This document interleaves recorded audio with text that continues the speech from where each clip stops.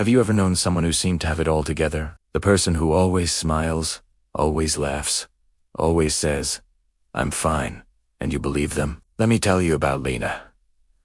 To everyone who knew her, Lena was the sun. She was the friend who lit up the room, the colleague who brought positive energy to every meeting. Her smile was a constant, her laughter infectious. When asked how she was doing, her "I'm okay" was so quick, so confident, that no one ever thought to question it. But the Lena everyone knew clocked out when the rest of the world went to sleep. After midnight, in the quiet darkness of her room, another Lena emerged. This Lena didn't smile. She lay awake, staring at a ceiling that seemed to hold all her unspoken thoughts. The silence was deafening, filled with a battle she fought entirely on her own. She was wrestling with a ghost, missing someone she wasn't supposed to miss anymore, loving someone she had already lost forever. You see, years ago, her world had been different. Her mother would sit on the edge of her bed, her hand a warm, comforting weight. "Crying doesn't mean you're weak, my little star," she'd say softly. "It just means your heart is alive. It's feeling things. That's what hearts are for." Her mother's words were a permission slip to feel, to let the tears come when they needed to. But then, her mother was gone, and in the wake of that immense loss, Lena decided she had to be strong. She locked away her tears, built walls around her heart, and stopped letting anyone see the cracks. She became the person everyone admired, the one they called resilient, the one they called strong. She played the part so well, she almost convinced herself. But strength has a price, and pretending to be strong is the most exhausting performance of all.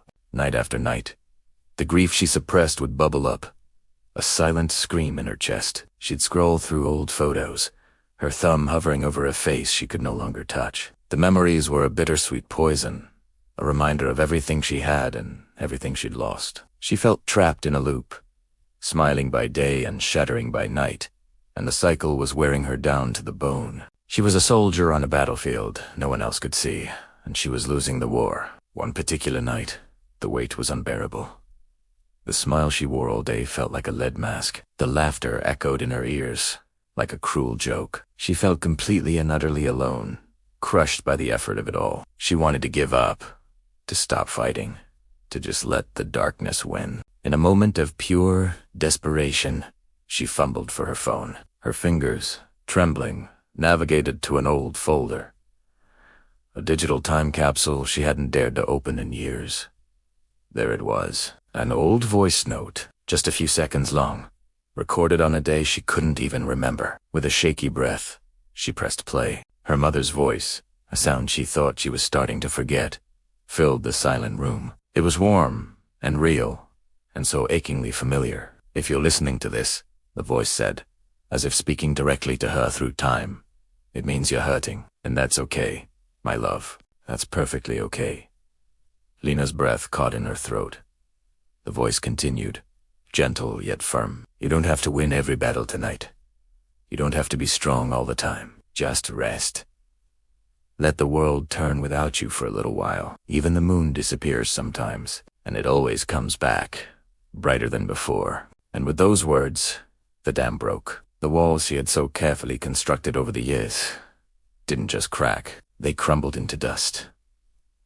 A sob tore through her, raw and guttural. The tears she had held back for so long finally fell. Not quiet, polite tears that could be wiped away without a trace. These were messy, loud, heartbreaking sobs that shook her entire body. She wasn't just crying, she was grieving. She cried for her mother. She cried for the little girl who had lost her. She cried for the woman who had been trying to carry an impossible burden all by herself. She cried the way her heart had needed to for years. The next morning, the sun streamed through her window. Lena sat up, her eyes puffy, her body feeling heavy and light at the same time. She looked in the mirror and saw a woman who looked tired, exhausted, even, but there was something else in her eyes, something that hadn't been there before. A flicker of peace, a quiet acceptance. Later that day, at work, a colleague asked her how she was, and for the first time in a long time, she paused. Then she smiled. It wasn't the bright, hollow smile she had perfected.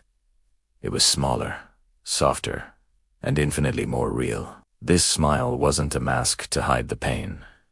It was a tribute, a quiet acknowledgement of the storm she had just walked through, and the profound, simple fact that she had survived it. So many of us know Alina. Maybe we are Alina. We live in a world that praises strength and often mistakes stoicism for it. We're told to keep it together, to stay positive, to put on a brave face. But true strength isn't about never falling apart. It's about having the courage to feel, the courage to be vulnerable, and the courage to let yourself break when you need to. The strongest people are often the ones fighting silent battles, the ones who cry alone in the dark. And that doesn't make them weak. It makes them profoundly, beautifully, and resiliently human. It means their heart is still alive. If you are fighting a battle in the dark, please know you are not alone. It's okay to rest. It's okay to not be okay. The moon always comes back brighter. And so will you. Thank you for listening.